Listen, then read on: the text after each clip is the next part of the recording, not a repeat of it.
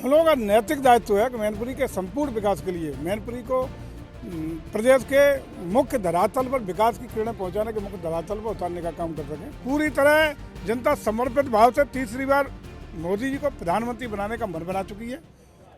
उत्तर प्रदेश सरकार के लोकप्रिय कैबिनेट मंत्री जयवीर सिंह हमारे साथ हैं और एक प्रेक्षागृह का इन्होंने शिलान्यास किया है। क्यों ना हो, जाहिर सी बात है कि मैनपुरी से होकर इन्होंने लखनऊ का एक रास्ता तय किया है। मंत्री जी प्रेक्षागृह का आपने शिलान्यास किया है और मैनपुरी से ही सब जन जन को बधाई, खास रूप से शहरवासियों को, जिनके लिए बहुत ही महत्वपूर्ण एक ऐसा स्थान बन जाएगा जहां हम अपने सार्वजनिक कार्यक्रम कर सकते हैं, सरकारी कार्यक्रम कर सकते हैं, व्यक्तिगत कार्यक्रम कर सकते हैं। और ये ऐसा उपयुक्त स्थल होगा जहां मैनपुरी का पूर्व का इतिहास, वर्तमान और भविष्य का भी इतिहास, मैनपुरी का सहयोग के डिजिटली सुरक्षित रखने का भी काम होगा।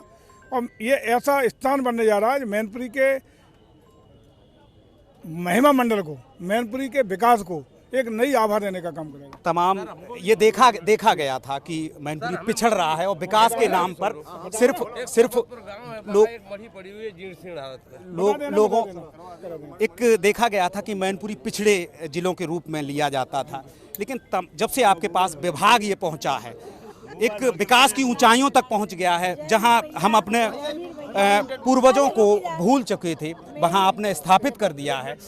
क्या जिस तरीके से उत्तर प्रदेश में सीएम योगी के नेतृत्व में जो टॉप 10 में आपका नाम है, मैनपुरी में एक बड़ी जिम्मेदारी आपको ऐसे विशेष सूत्रों से मिली है, जिम्मेदारी दी जा रही है, क्या लगता है? देखिए, मैनपुरी के लोगों के हम कृतज्ञ आभारी हैं जिन्होंने हम लोगों को अपने प्रतिनिधि के रूप में, सेवक के रूप में चुन के भेजा।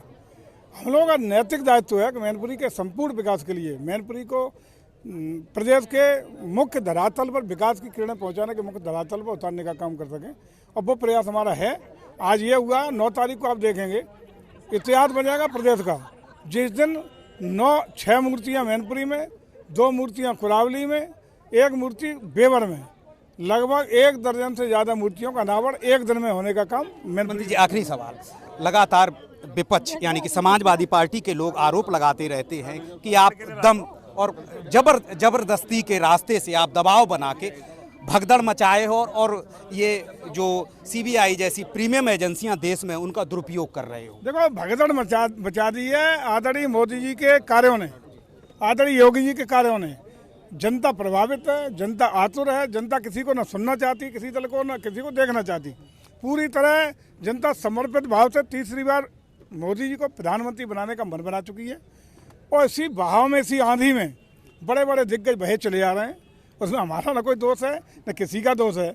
लोग स्वतः ही ऐसी लाइन लगी है कि अगर हम दरवाज़ा खोल दें तो मुझे लगता है सपा साफ हो जाएगी। शुक्रिया।